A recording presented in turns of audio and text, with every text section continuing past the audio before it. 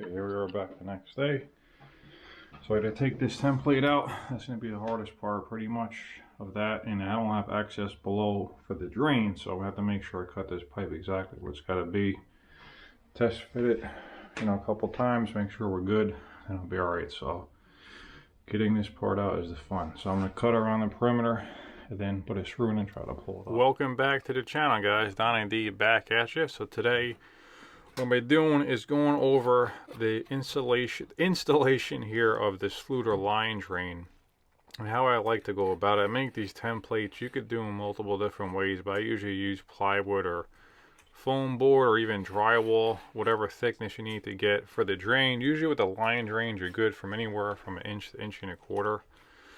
So you make that thickness, you make it the size of the base of the piece of foam plus a little bit. Because you want it too big, because then the sides of the channel will kind of fall into the recess there. You want the side lips there on the short side to be supported by the mud. It's important. So I'm going to be going over this whole video here. I'll do some voiceovers and show you what I'm doing, some tips and tricks in that. But this whole shower I use a latticrete sheet membrane. So I'll be installing that as well, installing this drain, and just showing you some tips as I go along. So stay tuned and enjoy the show.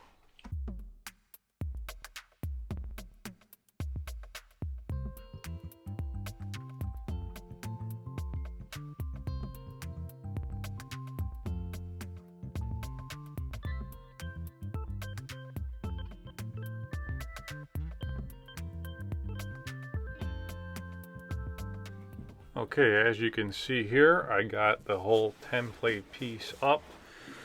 Now the thin set does get under a little bit. It doesn't have to be perfect because you got the foam space that goes in there, plus the drain, all that. But you want to clean up, pretty decent. And a lot of times when I rip out the template piece, sometimes the edges of the mud kind of breaks off. So the day that you do the mud, you want to just take something thin like a razor blade and just carve around the edges where the mud meets it to kind of separate it.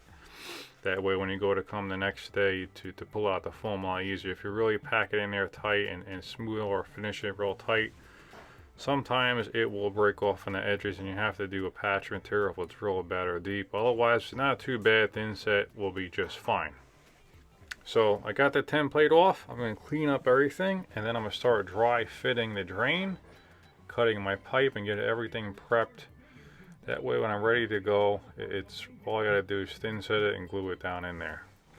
And this scenario here is not an ideal scenario. The trap was below, which was above, right in the kitchen there, and we were able to get to it, but I didn't have anything else with me. But I was able to, I had to glue it in there. I really couldn't just set this drain and have a plumber come afterwards, so I had to glue it in place. So when you do it like this, and you got thin set and you got plumber's glue, all that stuff, you got to work pretty quickly and make sure everything is together, rock solid and glue. That way when you do a flood test, you got no problems. But again, that's why you flood test the shower after you completely waterproof it like we're doing here. So it's another tip for you.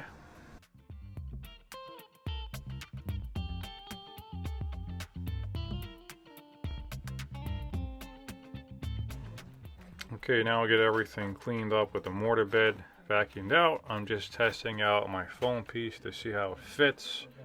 I'm going to test the drain, cut everything to size with the pipe that goes down in there. And one thing I recommend too, these are metal body linear drains. They come with a coupling. It's a regular coupling, rubber coupling. In New Jersey here where I'm at, they want to do a no-hub coupling, which is basically a metal shield that goes over the whole coupling, and then the worm clamps go over that. One thing you want to make sure you do, I see some guys on some other videos, they just take a flat screwdriver and tighten it down and just snug it up. That will work, but the best way to go is to go and get a plumber's wrench. I have a plumber wrench I use for this that gets it, I believe it torques it down to about 40 foot-pounds, and it has it's a preset torque gauge. And once you do, like if you torque down a lug nut in a car, you'll hear a snap, and that way you're up to the correct torque. Because once this is in here, it'll be very difficult to get to those worm clamps without multiple different extensions and angle pieces to get it tight or whatnot if there was a leak. So I always recommend using that plumber's torque wrench when you're putting these shielded or any type of rubber coupling with worm clamps on a drain. It just ensures everything is going to be done right and not leak, because we don't want to do all this work and then have a leak now, do we? Alrighty. Okay, once I got everything pre-cut, again, I pre-cut all the sheet membrane for the entire shower as well. The floor, the curb, the walls. And if you can see there, that green that's on the wall where the niche is, it's always a good idea to use like a liquid. Because in this case scenario, the client actually hung the cement board and did a prime coat on there because it's so thirsty. I think he used a fiber cement board, which is like a hardy. So it's real thirsty, so I said give it a prime coat of paint on there. Just, you know, one coat of primer. That way you have some time to work with the thin set. But I did the liquid on the niche here because you don't want to have to be doing inside and outside corners with a sheet membrane and a niche. You're going to have a lot of buildup and it's going to take a lot of time to do that. So the day I did the more the better. So I spent about 2-3 days on this project, but the days I did that, I did 2 coats on the niche to waterproof it, and I could just cut my sheet membrane around the outside. So I'm installing this membrane. I really like the Latacrete sheet membrane. There's a lot of companies that make them. Schluter's kind of been the king for years. I used to use a lot of Latacrete, and that works well. But I really like this Latacrete sheet membrane. I tend to find that it's a thicker membrane, so it definitely doesn't like the corners that good, but it's thicker, so you have more play. You know, if you poke or whatever, you won't go through it as easily. And I find it tends to stays flatter. I'm assuming that because it's a thicker material, so it doesn't contour as easily, being as thick as it is, and it stays flatter.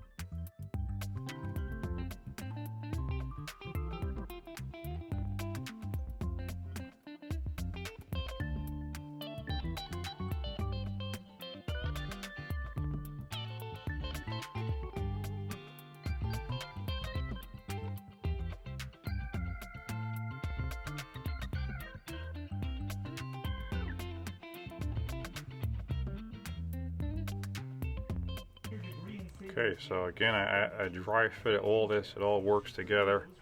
Get everything primed up. You know, anytime you're using PVC, you always want to use a primer. I'm using a purple one here. It's always a good idea to glue both connections. And since I can't really twist this drain and get good coverage with the pipe, because anytime you do plumbing connections, you want to push it down and turn about a quarter turn to make sure you have good coverage with the glue. So I'm just going over that male side of the pipe 2 times to make sure I have more than enough glue. And then I'm going to hold it down for a while. They recommend 30 seconds. I think I went for a few minutes here, especially since I got more glue, because if you don't hold it in place, it could actually come out. The more glue you have on there, it'll actually push off the connection there in the socket. So you really want to hold it in there. And within a few minutes, you know, 5 minutes or so, this thing is going to be solid. You won't be able to move it at all. I mean, really after about 2 minutes. But I hold it there, and most connections, like they recommend 30 seconds, but on this one I held it a little bit longer. And then what I'm doing here as well is just making sure that it's level left to right, making adjustments before everything sets up really firmly. And that's really it. I mean, as far as installing the rest of the shower, it's pretty straightforward. This, you know, usually want these line drains tight against the wall, but on this job we just couldn't do it. There was joists in the way and whatnot, so we had to put it there. So I had to cut the back flap there of the curdy that goes against the wall, and then put an inside corner piece there. Usually that just wraps up the wall. You don't have to put any more banding there, but again, I did what I had to do here and made everything work. Did a flood test, and this thing passed with no issues at all. But that is what I got for you guys. I hope you enjoyed the video so far. The rest will just be me installing the sheet membrane and all that. And feel free to stay tuned here and check it out. And if I have any more tips while that's going, I will definitely do another voiceover here.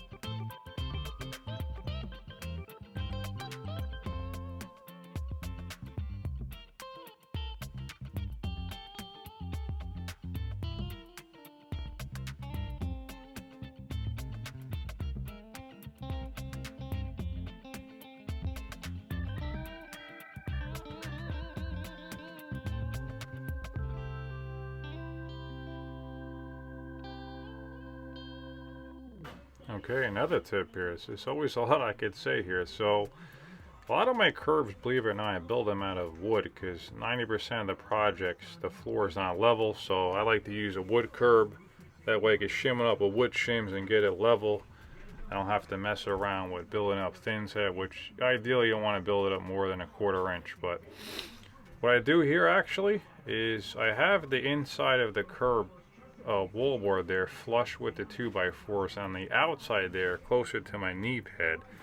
What I like to do is just hold it up 1/8 of an inch along the whole edge of there, and that gives me my slope going into the shower. That way when I set my top piece there, a lot of times you use one piece of a slab, like a 6" by whatever the length of the shower is, or if you do, you could do regular field tile too. But basically having that 1/8 there, I just, you know, the board's not going to be sitting flush down a 2x4. So to combat that, as you see what I did there, I just fill it with thin set to make sure it's supported. So I just use it, you know, 1/8 trowel. You can use whatever you want, but basically, you know, you want it to make sure that that 1/8 side there along the whole curb is completely filled with mortar.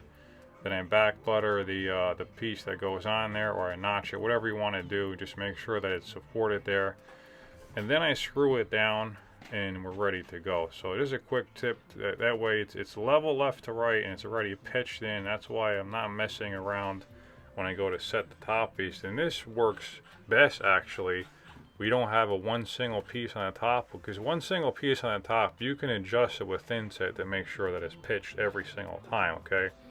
Regardless if the curb's a little bit out of level, a little bit out of pitch or whatnot, you can make that work. But that actually said, you always want your waterproofing pitched towards the drain of the shower, because you know the water gets through all this stuff, and if it's pitched out towards the bathroom floor, at some point it might come out there. But anyway, this works out best when you don't have a single solid piece of surface there to put on top of the curb. When you just have to use a field tile, this is already level and it's already pitched. So all you got to do is tile it, and it's going to be done right. You don't have to mess with anything else at all at this point. So just a quick tip again for you guys. Let me know how maybe you do it, but this is how I've been doing it for years now. Maybe there's a better method, whatever it is.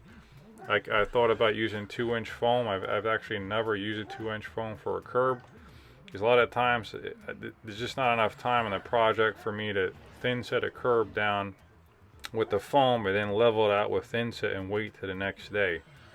Usually that doesn't work out with the time frame, but this is how I've been doing it. Let me know how you do it. Alrighty? Thanks.